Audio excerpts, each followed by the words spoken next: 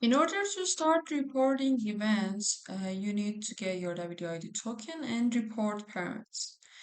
To do so, you need to charge your Washer wallet.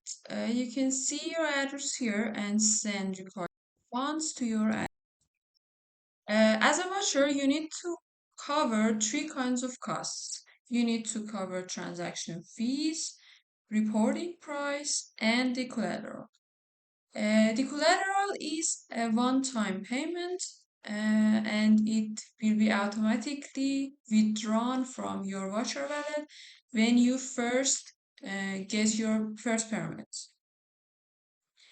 And you can see the collateral amount here. It's in terms of RSN and ERC.